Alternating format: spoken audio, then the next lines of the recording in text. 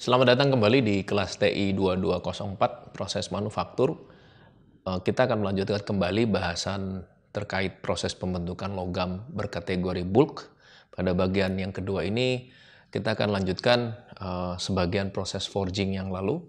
Lalu kita lanjutkan dengan membahas dua proses lainnya, yaitu ekstrusi dan drawing. Ini adalah nantinya terminologi yang pada saat kita membahas forging paling tidak akan ada dua dice tadi, di mana dice tadi akan memiliki rib dan web gitu ya.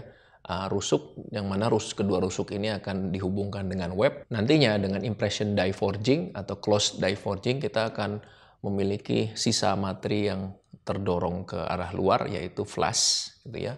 Dan di sini adalah sisa dari gutternya. Pada saat kita mendesain dari ribnya, kita memiliki sudut ya. Sudut ini yang biasanya kita pertimbangkan agar tidak terlalu tajam atau sebagainya.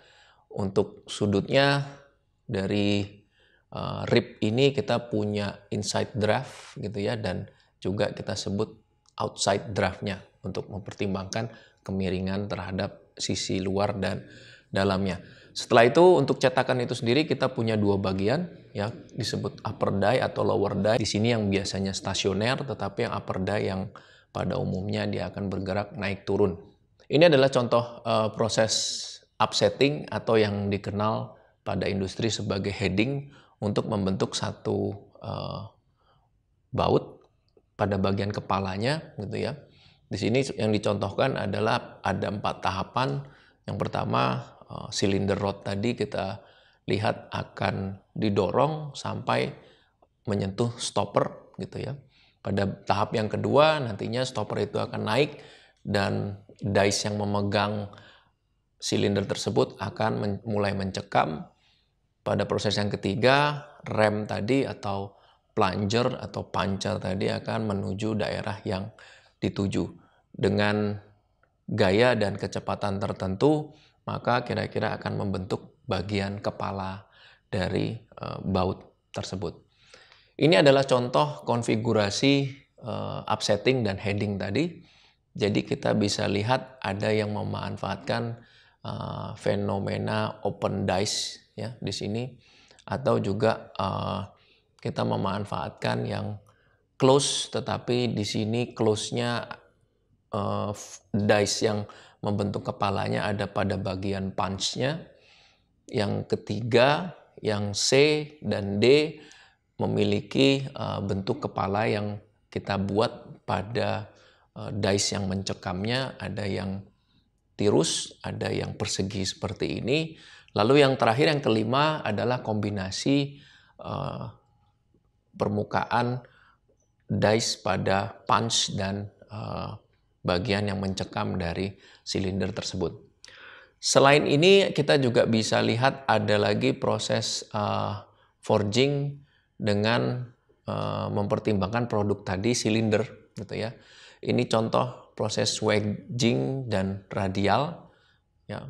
Di sini kita lihat diameter itu bisa kita kurangi dari satu silinder dengan menekan dua dice gitu ya, dengan pola yang mengerucut seperti ini. Sambil silinder tersebut juga kita putar, maka perlahan diameter finalnya akan berkurang. Untuk swedging dan radial ini pada umumnya biasanya kita aplikasikan untuk membentuk pipa atau botol. Kita lihat yang A ini mungkin kita lihat ada pipa soket gitu ya, dari besar ke kecil. Caranya adalah dengan swedging dan radial tadi. Contoh yang sederhana, ini yang solid gitu ya. Lalu juga bisa kita aplikasikan untuk yang berongga. Dan barangkali tidak hanya seperti ini, kita ingin membuat ceruk seperti ini. Ini contoh yang kita sebut sebagai grooving gitu ya. Atau untuk memutus di ujung, membentuk satu bagian yang lancip ya. Yang terakhir adalah membentuk leher seperti pada saat kita membuat botol. Berikutnya, forging ini juga bisa kita kombinasikan dengan proses rolling tadi. Artinya roll tadi sebetulnya kita desain memiliki pola tertentu, sehingga pada saat silinder itu melewati kedua roll tadi, pada saat roll tersebut berputar dan penekanan yang diberikan itu akan membentuk pola pada batang silinder ini. Ini contoh dua roll di atas dan di bawah, ya. Two high roll seperti ini yang dimodifikasi bagian penampang yang akan bersentuhan itu memiliki satu pola tertentu. Berikutnya kita juga memiliki proses yang terakhir adalah proses hubbing, ya. Ini digunakan untuk membuat mold, membentuk plastik, dan die casting. Jadi proses ini untuk membuat cetakan yang digunakan untuk proses pengecoran yang lalu. Di sini kita lihat konfigurasinya seperti ini. Jadi material kerja sudah diletakkan pada satu rongga, di mana nantinya rem yang memang sudah diletakkan satu hub, kita bilangnya hub ini adalah satu pola, gitu ya, di mana pola ini adalah pola positifnya, sehingga nanti ketika membentuk bendanya maka mold tadi adalah bentuk negatif dari bendanya, dan ini yang akan diletakkan sebagai mold pada desain pengecoran yang sebelumnya sempat kita bahas. Lalu berikutnya yang terakhir adalah memanfaatkan proses forging tadi untuk menghilangkan flashnya sebetulnya, sehingga kita bisa posisikan permukaan flash tadi ditahan pada keduanya lalu ditekan dari atas, sehingga nantinya akan terdeformasi pada bagian sini dan membersihkan flash yang tidak diinginkan. Selanjutnya adalah proses ekstrusi. Proses ini adalah proses pembentukan dengan cara mendorong material untuk mengalir melewati dies yang terbuka. Jadi sama prinsipnya seperti pada saat kita membahas pengecoran plastik dengan die casting, ya, dengan memanfaatkan cetakan yang permanen. Keuntungannya adalah produk di sini dapat memiliki bentuk penampang yang beragam, ya. Lalu struktur granular dan kekuatan material sangat baik sekali karena dengan mengikuti prinsip barrel yang sebelumnya kita bahas pada pengecoran plastik, material tersebut dipanaskan atau dilunakkan sehingga homogen, kurang lebih seperti itu. Lalu juga yang berikutnya, toleransi produk baik karena nantinya persis akan mengikuti bentuk dari dies yang didesain, dan juga material scrapnya sedikit sekali yang akan terjadi. Akan ada terdapat dua bentuk. Yang pertama hot extrusion, ini adalah untuk material aluminium, koper, ya, magnesium.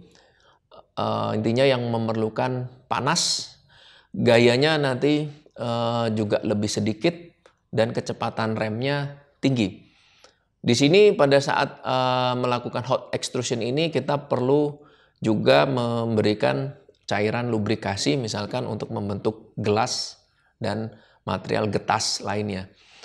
Berikutnya adalah cold extrusion. Di sini kita untuk mengaplikasikan deformasi pada low carbon steel atau stainless, ya, atau baja. Kekuatannya juga diperlukan karena sifatnya cold, dan nantinya kita akan bisa memiliki toleransi yang lebih baik dibandingkan dengan hot extrusion. Kita akan memiliki paling tidak ada dua bentuk extrusion. Yang pertama direct, yaitu searah dari gaya yang diberikan pada saat mendorong. Sebagai contoh di sini adalah untuk membentuk benda yang solid, atau kita juga bisa membuat benda yang berongga. Rongga di sini juga bisa kita manipulasi apakah nantinya seluruhnya tersambung atau sebagian terputus. Berikutnya adalah indirect. Ya, jika dilihat arah dari material yang terbentuk itu berlawanan dengan arah dorong dari rem tersebut. Jadi kita bisa membuat ada yang kita sebut sebagai, yang pertama yang kita sebut sebagai solid cross section, yang kedua adalah yang membentuk rongga seperti yang kita lihat pada bagian yang kedua ini. Ini adalah contoh produk ekstrusi, ya. di sini dicontohkan satu produk heatsink yang biasanya kita aplikasikan untuk mendinginkan prosesor pada komputer. Dengan mempertimbangkan gaya yang diberikan, kita juga bisa mendesain beragam konfigurasi untuk mengendalikan arah dari material yang akan terbentuk. Yang pertama adalah bentuk konfigurasi seperti ini, di mana hanya memberikan bagian yang terbuka pada arah yang sama dengan gaya yang diberikan dari rem tersebut. Yang kedua, memberikan ruang untuk membuat material itu mengarah berlawanan terhadap gaya yang diberikan oleh rem tersebut. Jadi yang pertama forward searah, yang kedua adalah backward. Atau kita juga bisa desain memang untuk membuat kombinasi, apakah nantinya kita ketika tertekan ada sebagian material yang bergerak searah dengan gaya yang diberikan ataupun bergerak berlawanan dengan gaya yang diberikan. Selanjutnya untuk memanipulasi agar produk yang tercipta tidak terlalu banyak cacat. Di sini khusus untuk beberapa jenis plastik agar tidak mengalami banyak gaya gesekan, maka penekanannya dibantu dengan satu cairan fluida. Jadi bukan hammernya yang menekan, tapi sebetulnya hammer tadi akan menekan fluida tadi, dan fluida tadi yang akan menekan secara merata pada permukaan plastik yang akan dibentuk. Nantinya yang terjadi di sini adalah gaya geseknya akan menurun, sehingga gaya yang diberikan juga lebih sedikit, dan hasil yang diberikan pada permukaan benda yang terjadi akan menjadi lebih baik karena berkurangnya gaya gesekan tadi. Ini adalah contoh 3 cacat yang dapat kita temukan pada proses ekstrusi. Ya, yang pertama adalah center burst atau crack pada bagian tengah karena proses pemampatan yang terjadi membuat stres pada bagian sini ya, secara struktural. Ya, penyebabnya bisa jadi karena sudut dice yang terlalu tajam gitu ya, dan rasio ekstrusi yang rendah, sehingga material ini juga tidak begitu merata. Yang kedua adalah masalah piping. Ini terjadi pada direct extrusion ya, atau nama lainnya seperti tailpipe atau fishtail. Ini yang kita bisa lihat. Yang ketiga adalah surface cracking. Ini juga akibat temperatur kerja yang terlalu tinggi, kecepatan ekstrusi yang terlalu tinggi, sehingga gaya geseknya yang tercipta juga terlalu besar. Proses yang terakhir adalah proses yang memanfaatkan gaya tarik, yang itu kita sebut drawing. Pada umumnya ini untuk membentuk kawat atau besi cor ya. Jadi ini adalah contoh proses pengurangan luas penampang dengan cara menarik. Jadi yang kalau tadi forging dan seterusnya dengan menekan atau mendorong, di sini kita akan mencoba menarik material tersebut melalui dice yang sudah kita desain. Biasanya untuk besi cor kita gunakan dice yang lebih lebar sehingga diameternya juga lebih besar. Untuk yang kawat dan seterusnya kita gunakan diameter yang lebih kecil. Dan pada umumnya ini adalah operasi yang cold working. Untuk keuntungannya ketika cold working kita ketahui nantinya toleransi desain akan menjadi lebih baik. Ya, permukaannya juga demikian. Dan juga kekuatan dan kekerasannya akan meningkat. Ya. Keuntungan yang terakhir adalah nantinya akan mudah di setup untuk proses produksi massal. Ini adalah contoh peralatan drawing ya untuk kawat atau besi cor tadi. Jadi beberapa bagian yang ditugaskan untuk menarik sebetulnya sama prinsipnya dengan konfigurasi dari roll yang tandem bentuknya. Jadi ada beberapa bagian yang ditugaskan nantinya untuk menarik, yang mana lagi-lagi tantangannya adalah bagaimana kita mencoba menyamakan kecepatan dari setiap bagian yang ditugaskan menarik. Dan secara perlahan kita lihat dice-nya tidak semerta-merta kita buat dice dari ukuran yang besar lalu yang signifikan mengecil. Tetapi perlahan seperti di sini ini cenderung lebih tebal, tetapi setelah melewati dice yang pertama agak lebih mengecil, ya, sehingga setelah melewati dice yang kedua, ini mungkin persis seperti ukuran yang kita minta. Dan di sini kita lihat ada 2 tahap untuk melewati dice. Jadi tidak langsung menggunakan satu dice yang signifikan mengecil. Selanjutnya untuk juga kita memanipulasi proses drawing ini, kita juga bisa manfaatkan untuk membentuk produk yang berongga, ya. Artinya ketika kita memiliki pipa tetapi kita tidak punya alat untuk melakukan swedging atau radial forging, kita juga bisa memanfaatkan proses tarik ini. Ya, yang pertama tanpa menggunakan mandrel.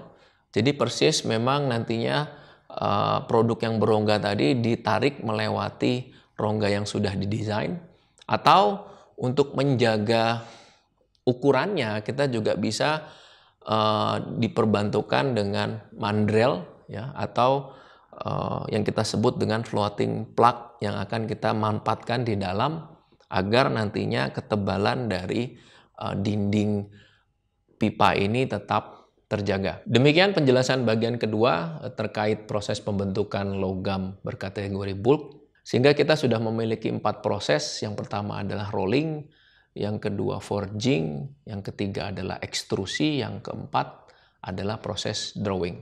Demikian penjelasan yang dapat kami sampaikan. Terima kasih.